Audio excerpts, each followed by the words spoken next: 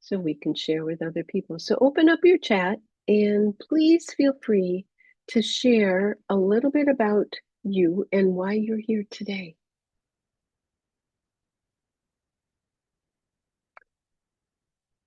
And we'll be, I'm going to go ahead and move forward because I have about 2 hours worth of stuff that I'm going to cram into 45 to 50 minutes. That's for those of you who know me, right, Deborah? I try to cram it all in. I like to be completely ready.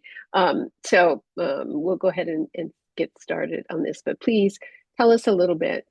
Stacy from Tampa and Taylor from Stockton. We're doing some work. Taylor, we're doing some work with Stockton Unified. So maybe that's how you heard a little bit about the work that we're doing with Ryan Pinkham and the great schools districts out there.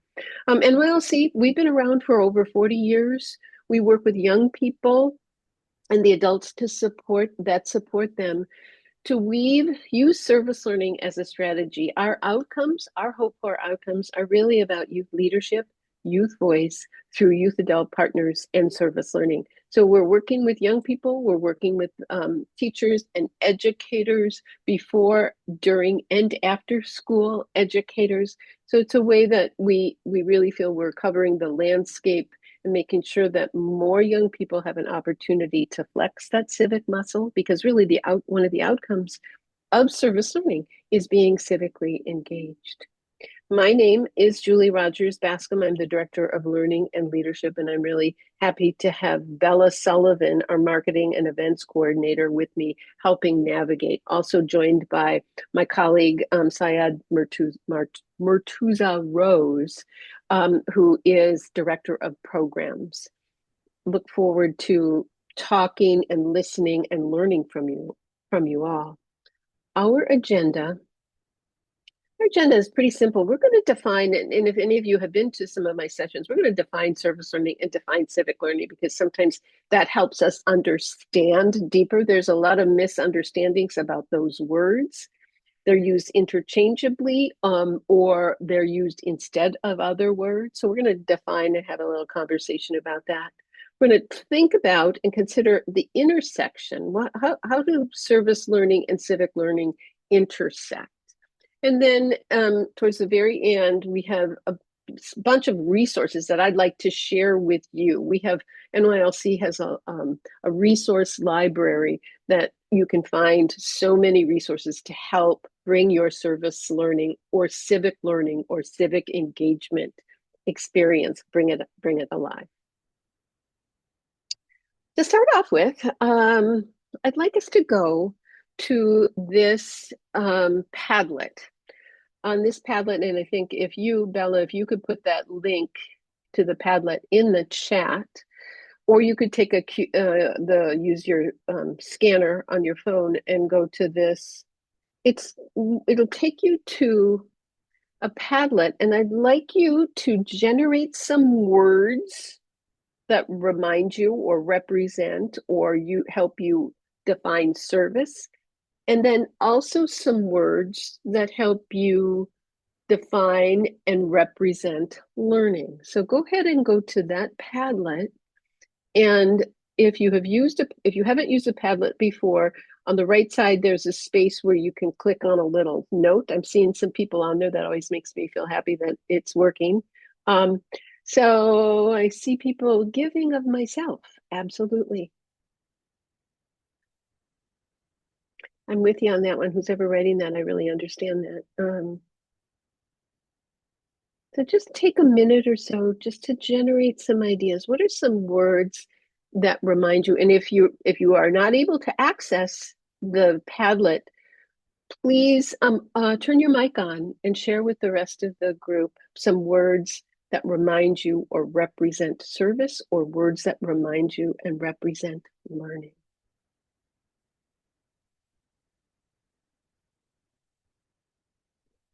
Community, when you think of service, someone had said community, helping others, absolutely.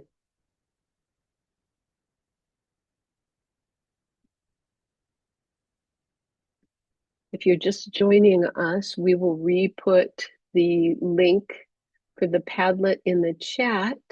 We are coming up with words that remind us, that represent, that help us define service, and words that remind us and help us think about learning. Let me see over here, looking at change, growth. That's interesting because I think growth, it might be on both sides. That's really interesting. Yeah. Mutuality, community, empowering, supporting, empathy. They're all words that remind people of service.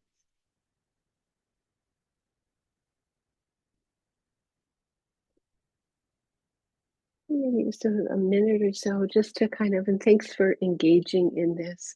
I don't like to talk at you. I like to talk with you. So this is one of those ways that we can engage.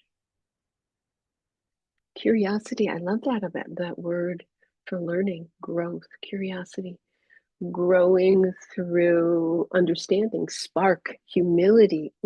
Interesting words, really good and interesting words. Reflection. Mm-hmm, mm-hmm. Somebody just typed in being with others in the service. Absolutely. I'm going to move forward just so we can keep things moving here. But my definition of community service are actions that are good and important work, an action in the community that solves, that addresses a problem.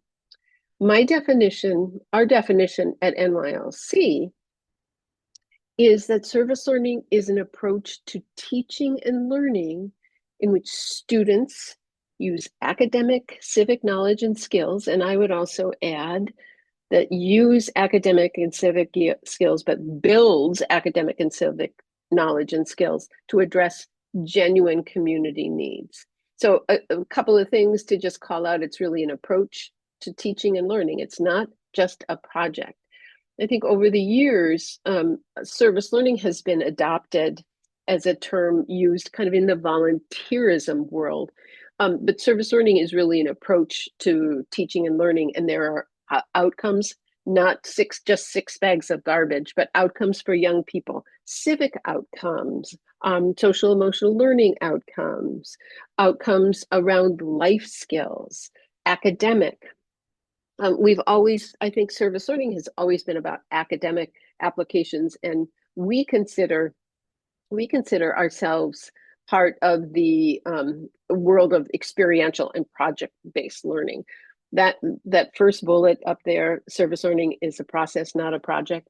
That really speaks to it's not just a one and done. It's not, if it's Thursday, we're on page 32. It's service learning is an evidence-based practice. We also think that service learning, we've always been about soft skills that are practiced within the service learning process. These skills today are labeled SEL. And I remember 10 years ago, somebody saying, oh, Julie, we don't need soft skills. We need those hard skills. And now we're really seeing that there's such importance in young people developing social emotional learning and social emotional skills. And the goal of this, the primary focus of this reciprocal relationship between service and learning, is where the community and the individual learner both benefit. So that reciprocity. Service learning its goal is really to enhance academic understanding and develop citizens. School is not just about learning facts. It's really about developing engaged citizens and fostering personal growth through those hands-on learning in real world settings. And we'll use that concept, real world setting, often in this conversation.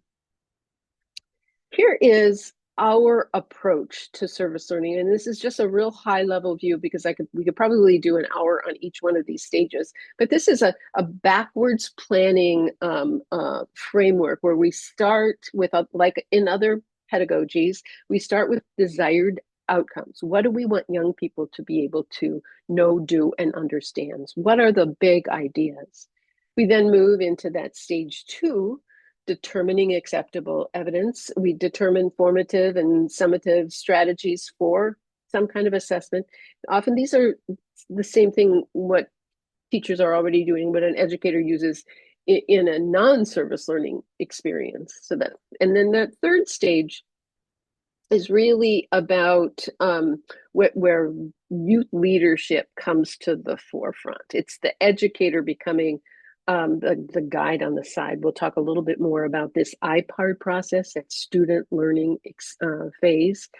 And then that last stage is really where the educator, there's an opportunity for reflection and looking more and deeper at the next time the teacher runs an experience like that. So the 4 stages of service learning, a backwards planning approach based on understanding by design.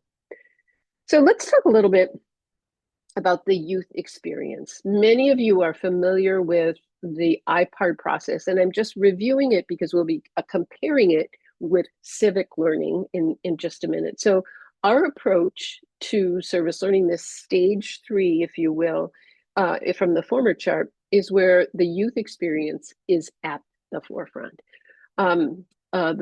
We start with that investigation stage, the I in IPARD, investigation. And that's where the student learns about his or herself, learns about the team. We really think collective action collaboratively is an important part of a service learning experience, because that's where you can tap into some of those SEL skills.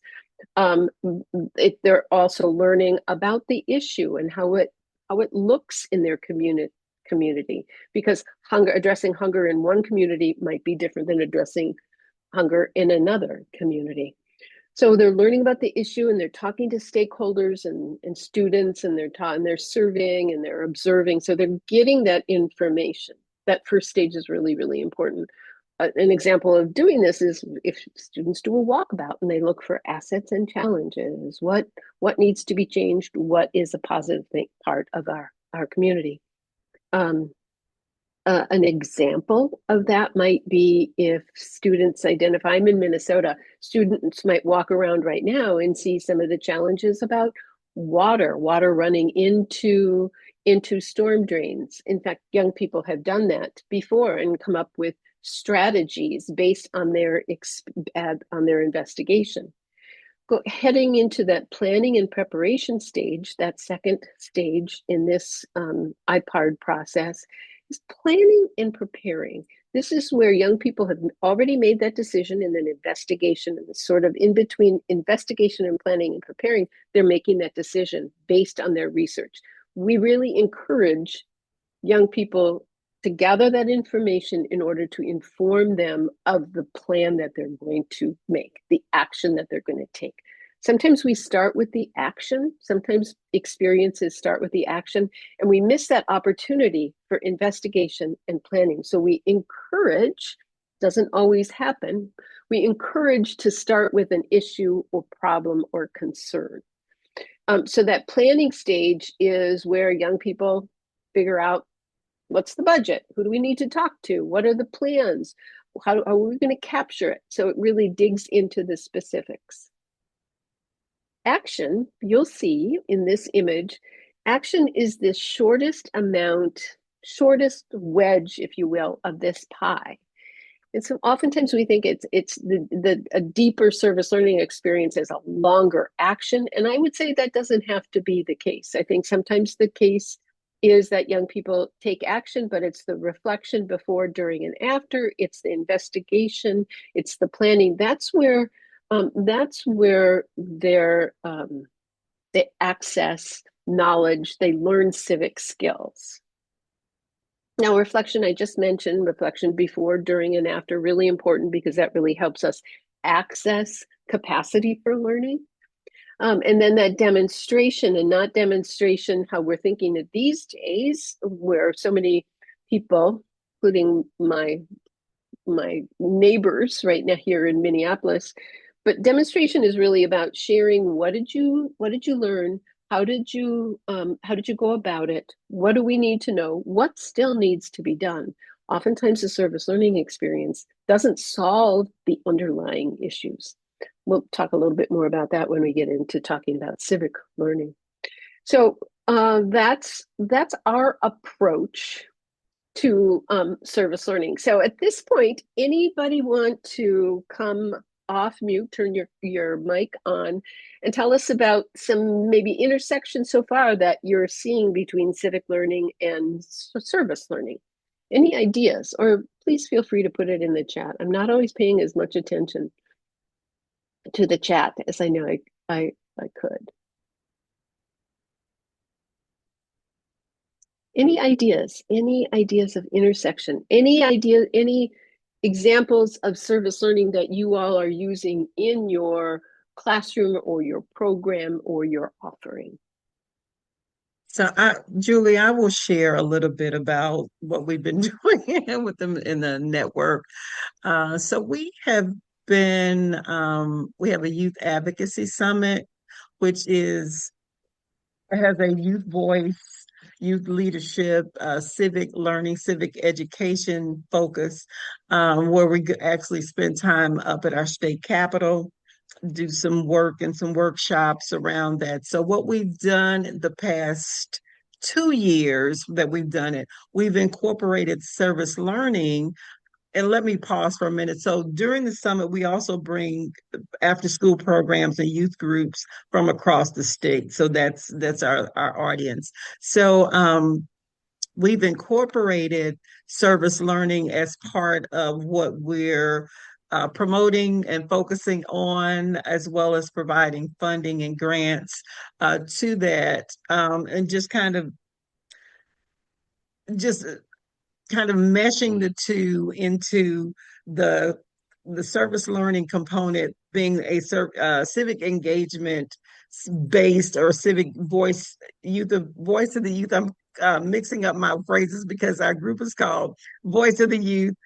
And then we have youth voice and leadership, but then using that also as an opportunity for some of them who've not even participated in service learning, but to go in and use some of the information and the website and the resources that NYC has provided for us, and then following up with them as they go out and complete and work on their project, on their Mm-hmm. service learning activities. Mm-hmm. Mm-hmm. So, Missouri, you're doing some great work in Missouri. Thank you so much, Deborah. Thank you Oh, so you're much. welcome. Any other thoughts? Any other this is interesting, Pam. Most folks identify civic as government focused on policy change. Can you expand on what civic learning, and we will get into civic learning, and I'll ask my colleague Syed to talk about an experience that he did in his neighborhood that I think is civic engagement. So we're going to move on to the next slide. So definition of civic learning.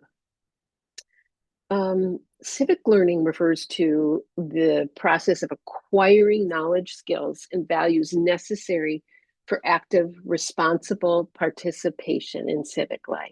The purpose of civic life really is about developing a deeper understanding of civic concepts and learning about institutions and issues, and really fostering that sense of civic identity and a commitment to the community. And Bella, if you would put this quote in the chat, I think it's really important. Civic learning is the destination, and service learning is one of the roads to the destination. I think that's because civic learning, civic education, civic engagement, civic outcomes, I think it becomes kind of messy. So I like to think about just that statement. Civic learning is the destination. We want young people to learn about their world, and we want them to participate, and we want them to take action, and we want them to have those civic outcomes. And there are many paths to that. So I don't know if that helps you. The one chat, I think it was Pam. But we'll talk a little bit more about that. Pam, tell me what you're thinking Yeah. of right now. So I've been working in youth development since like for 30 years. And one of the things that we did was exactly that, where we did an assessment of the neighborhoods and the communities of young people. And we exactly what you were saying in the iPod. And I'm kind of pushing my organization focused on doing something similar again. So I really appreciate your framework and how you've laid it out. But every time I talk about taking action, I get a lot of pushback on, well, it's so hard to create policy change and it's so hard and you don't see, and that's not just what it is, right? So I was just kind of hoping to get a little bit more how I can share what civic learning is, because that is an avenue that they want to go on, but they're really concerned about the long-term process and all of that. So it's And just kind of I'll looking for address. some more language. Yeah, I'll answer that right now because I think that is important. Sometimes we think civics has to do with learning about government. Sometimes we think about, the three branches of government. I think civic learning, civic action, civic engagement can be about changing your world, making your world a better place.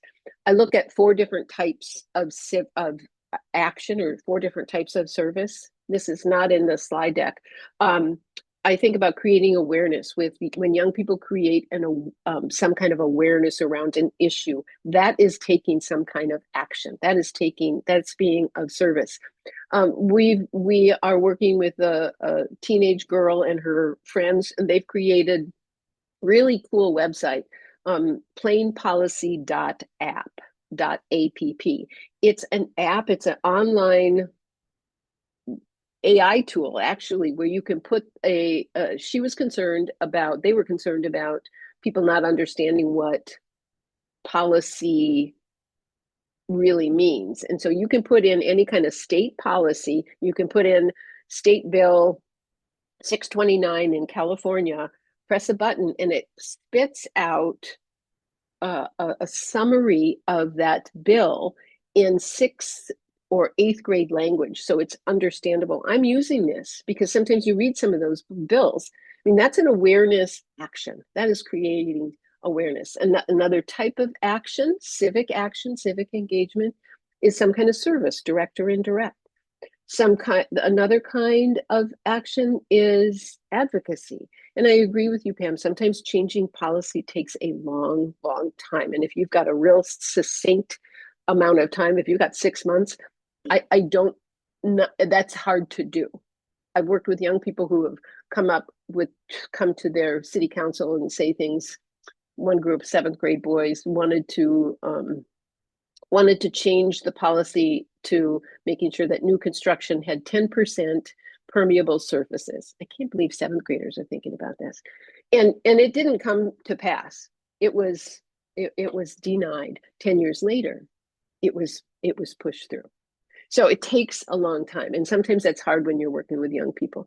And maybe it's not policy on the city level. Maybe it's policy in school or in the classroom or in the district. Sometimes there are some spaces that allow for that. And I don't know if that helps any more, Pam. I'll leave you with my email. Happy to follow up and talk a little bit more. But that kind of helps frame a little bit when we jump into civic learning. So I'm using this slide just as a way to align IPARD with one of the frameworks, one of the civic learning or civic education frameworks, which you may have heard of, the C3 framework, and that stands for College, Career, and Civic Life. We'll talk just a real high level overview of the alignment, the intersection of this. This framework outlines 4 different dimensions for civic learning, each of them contributing to, as we've talked about, development of students as active and engaged citizens, informed and responsible citizens, which is part of our job as working with young people. These 4 dimensions include different kinds of civic education and are woven into their whole framework. Dimension 1, developing questions and planning inquiries. You can see how that aligns with the inquiry process that we talk about in IPARD. This dimension really emphasized the importance of students being able to formulate questions. And dare I say, that's sometimes hard for young people. That's a skill. How do you come up with open-ended questions? How do you ask questions to get good information? So it's that skill of asking questions and planning inquiries related to civic and social issues, specifically related to what they're concerned about in their community. It encourages that kind of inquiry-based learning, which is, I think, really of importance right now. And a lot of schools and educators are concerned about that, or concerned. They're using those strategies in inquiry-based learning. And that's when young people can really use questions, gather and analyze information. How many of us are helping our young people analyze AI or other kinds of information to make sure that we just don't accept whatever we read as truth?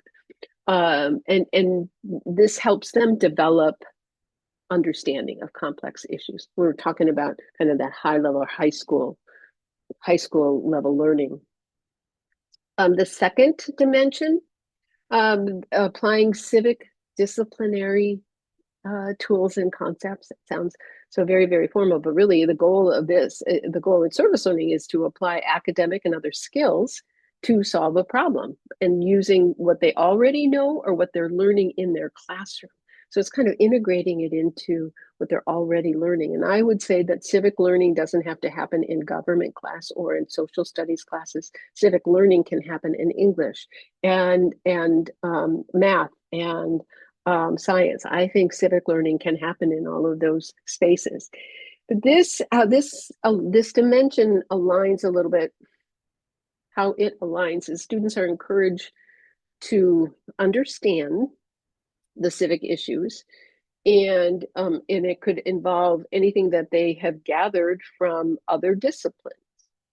It might look like how it intersects with investigation is that the service learning stage really provides that process for students to apply academic concepts and to help understand the root causes. We hope that young people aren't, and the adults that support them aren't saying, okay, we're going to do a project and that's going to solve the problem. There's hunger in our world. We do a food drive, good and important work. What are the root causes? A food drive is not going to solve world hunger. It's going to address a symptom, but we want young people to start digging deeper. I mean, that's where that critical thinking aligns. Dimension 3, evaluating sources and using evidence. And I would say how this aligns with the IPARD, or service learning process, is it's part of investigation and it's part of planning and preparation. In this dimension, this involves helping students and young people to evaluate sources of information and evidence. We talked a little bit about AI, and make informed decisions. This might be where they're looking at media literacy and their ability to analyze diverse perspectives. And when I think that's really an important part of this dimension is gathering other viewpoints, really important to help young people work through discourse.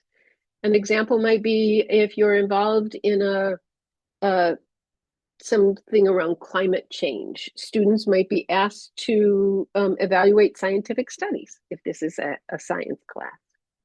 Again, we're encouraging asking an inquiry before making a decision on the project.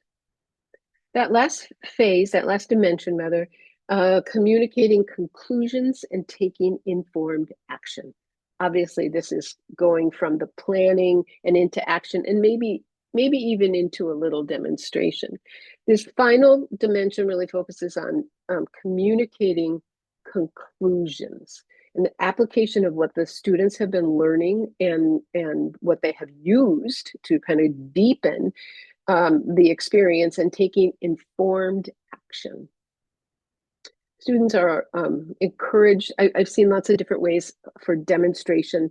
Sometimes it's a fair to share what they learned, how they grew, what they changed. Sometimes it's a letter to the editor. There are lots of different ways that you can take that informed action, but we encourage also that demonstration.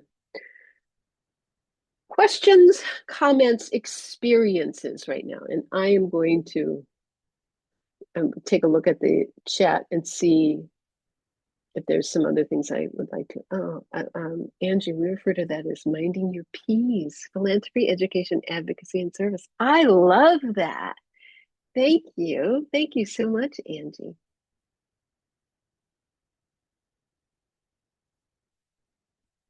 And Angie, you were saying that students complete a community assessment. All right, terrific. Any other thoughts or ideas? Anybody want to come off mute and share what you're thinking of some of the things that we're learning? Seeing some intersection? Again, civic learning is the destination and service learning is the road to the destination. I'm going to move ahead. Just this is another one of the frameworks that we won't go into at this point, but many of you who are working in this civic space, whether it be in service learning in classrooms or in out of school programs that are focusing around how to engage young people in making some change. This is yet another framework, and it digs into civic outcomes.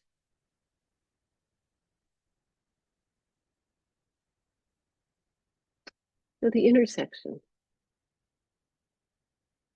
By integrating service learning into civic learning, educators, teachers, and people who support young people can really create an approach that connects that academic knowledge, learning, with real world application. And I think that's one of the, if any of you have heard, why do I need to learn this? I think it really brings learning to life.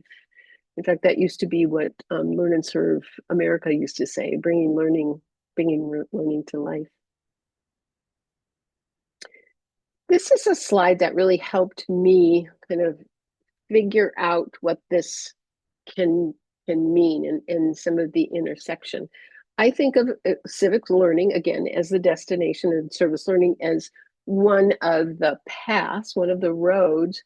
But this shift in language from education to learning is meaningful in that it signals that the civic capacity is built through doing and belonging, not just being taught. Service learning really is squarely in the civic learning framework. But in terms of this civic learning concept, I look at civic education as what young people are learning. It's the government laws and civic responsibilities. It's that education part. Civic engagement is what students do. It's the application of that knowledge. And civic outcomes are the result of what students, who they become, what kind of civic outcomes you might want your students to develop. Comments on this civic education, civic engagement, civic outcomes. Any ideas, any ahas, anything that you're thinking about that you hadn't thought of before?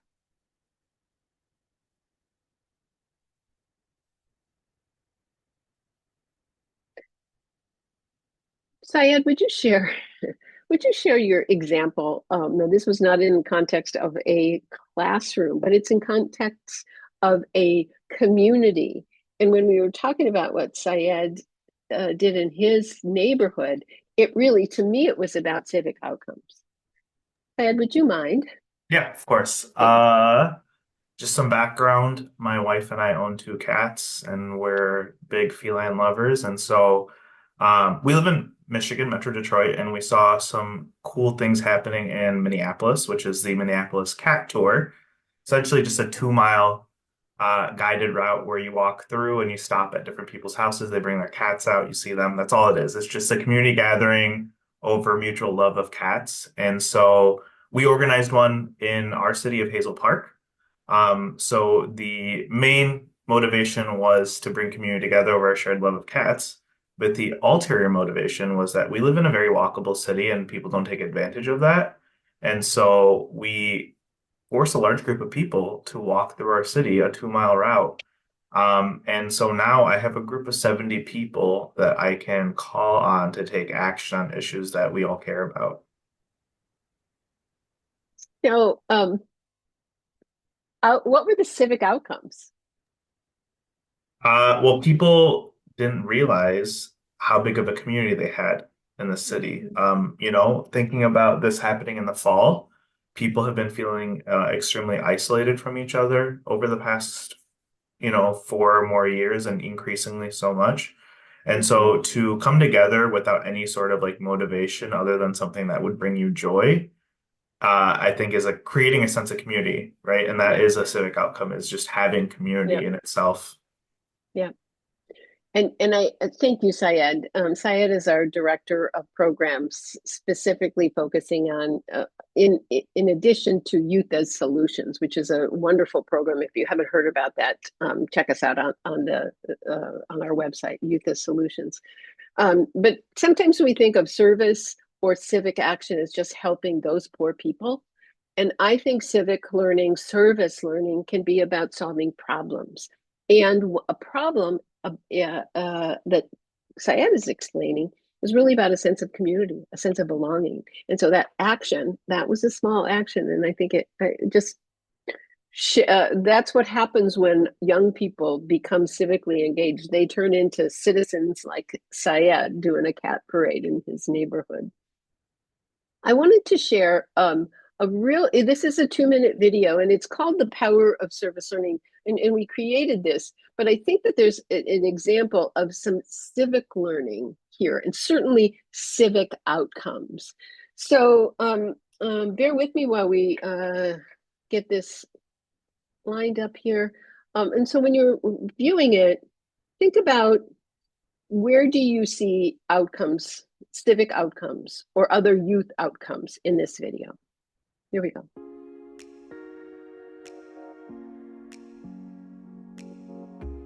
Last year, people from Rapids Lake came to us, and they had like museums where we could learn about Dakota and Native American culture.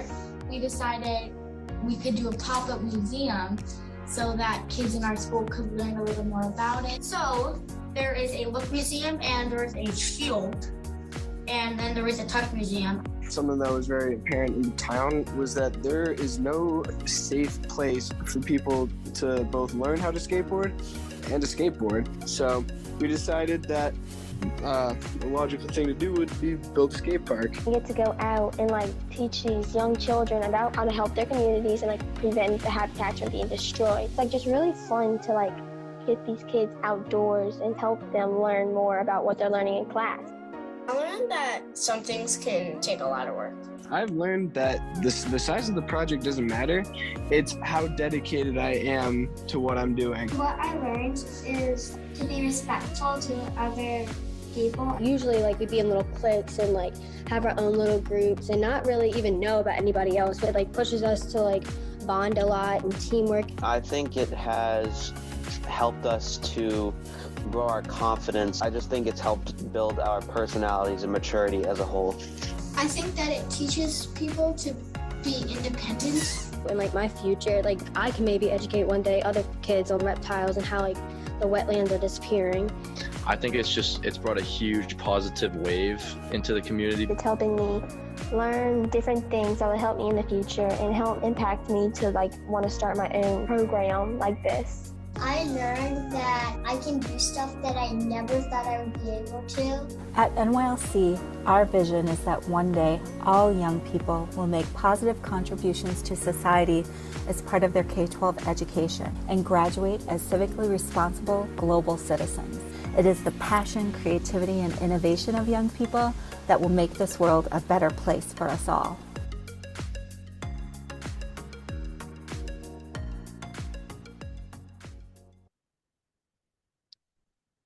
So what did you hear? What did you see? What might have been what's the intersection between service learning and civic learning in this video?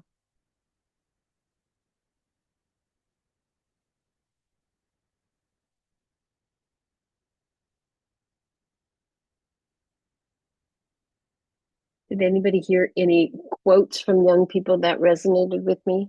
I loved when somebody said there was a wave of community. To me, that's civic engagement. That's civic learning. I heard them talk about their confidence growing, that the project was help them become a team, sort of that community that you were talking about, their personal growth and even future aspirations. So, suggesting that they may have been kind of just focused on one thing, usually themselves, prior to and doing the service learning, but now pausing to consider others and growing and learning and developing themselves from the experience. Mm-hmm. That civic learning? I think so. I think so. Thank you, Deborah. Some of the words that came out, dedicated, and these are life skills, but I think it impacts civic learning. Dedicated, teamwork, confidence, maturity, independence, educating others. I mean, as that commitment to common good, I think was also really part of that. And that is a civic skill as well. I'm going to move forward to sharing. Actually, I'm going to go back to this slide. We're running out of time, and I want to honor the time. We said it was a 45-minute session, so it'll be probably more like 48. So kind of honoring, but I wanted to offer you the opportunity when you hop off to go back to that Padlet, and on the second page of that Padlet, it asks this question: what lasting skills, attitudes, or habits do you want students to develop as a result of these experiences? And if you'd like to, feel free to drop that into the chat right now. I'm going to be going through some of the resources that we have available to you that will help service learning, and it will help support your civic learning as well. We have curriculum, we have programs such as Youth as Solutions, we have a resource library, we offer professional development, we also offer communities of practice, and we have the National Service Learning Conference. Specifically, one of the things that you can, and we have a link that I think, thank you, Bella, you're a step ahead of me.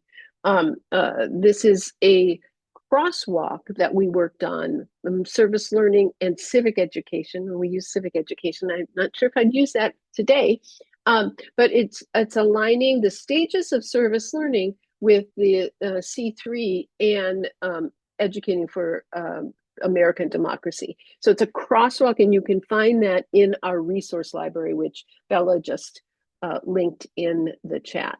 And it's an interesting way of looking at how closely aligned they are. We also have some resources. These are all free on our website. We have the Engage series, which is 14 lessons designed to take young people through the IPARD process. In these, we also identify SEL outcomes and civic outcomes. There's a great book if you're new to service learning called Getting Started in Service Learning, again, free on our website, and it takes us through a deeper dive into the standards and what service learning is and isn't.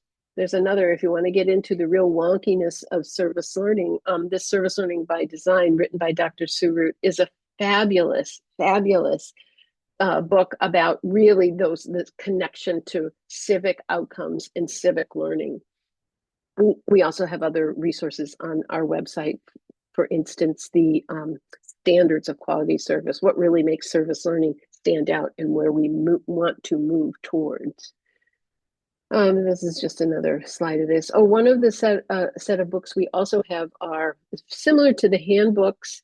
And I know we say handbooks for after school learning, but classroom teachers are using this as well. It goes through the whole service learning process, like the Engage series, but they're geared towards a specific SDGs, Sustainable Development Goals. So these again are 12 to 14 lessons that take you through that service learning process, tapping into youth voice. These books do not say, here is a project to do. These books say, this is how you ask young people to come up with the issues that they care about, where they get to know each other, where they get to know themselves.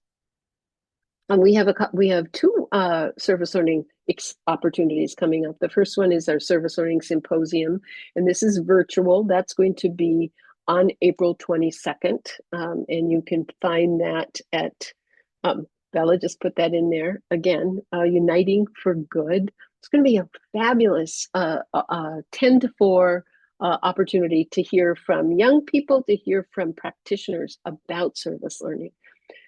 We also have our big service learning conference. We are partnering this year with Points of Light.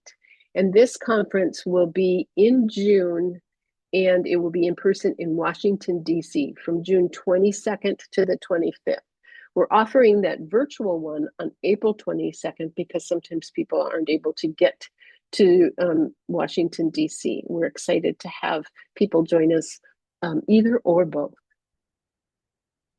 Here is, if you haven't gotten, if you're not on our newsletter list, please join us because we have lots of information that will help you navigate our resource library or come to more workshops, webinars like this. Bella put that in there as well. Thank you, Bella. And then just a real quick note about research, and we're going to put some links to the research that aligns the supporting research around service learning as civic education or as civic learning.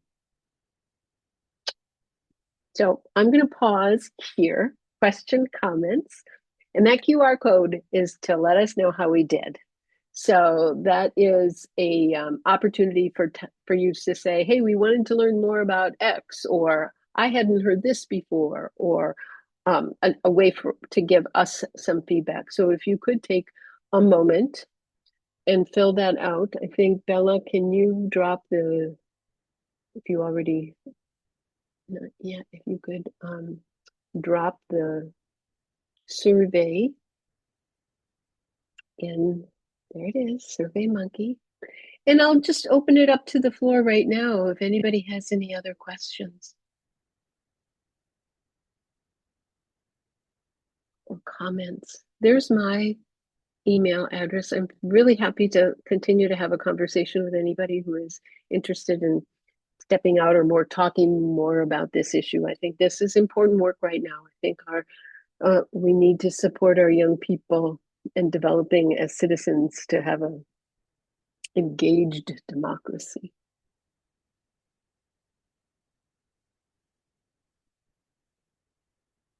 Any other thoughts or questions?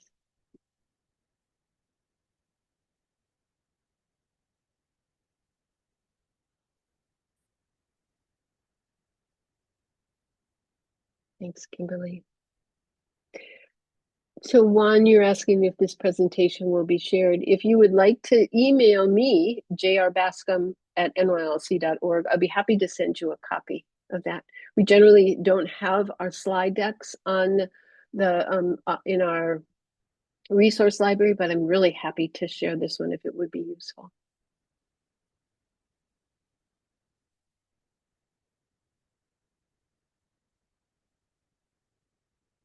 Welcome, Kim. Glad we got a newbie here. This is important work. We are a community. That's one thing that I really see about the service learning world, the service learning and the civic learning world, is that people will say, I've been working on this. Do you want to use it? Or what have you got that I could use? So we're all in this together. As Paul Wellstone, the late Paul Wellstone, a senator from Minnesota, used to say, we all do better when we all do better. And I really live that in the work that I'm doing. Thank you so much for being here. I'm really interested in hearing what you have to say and interested in staying in touch. So please take down my email. Let me know what you're working on. I'm always looking for stories. We're always looking for people to share their stories. We have a generator blog. We have a blog that we post articles, information from people, from our partners and from people like yourselves who are doing this work. So again, thank you so much.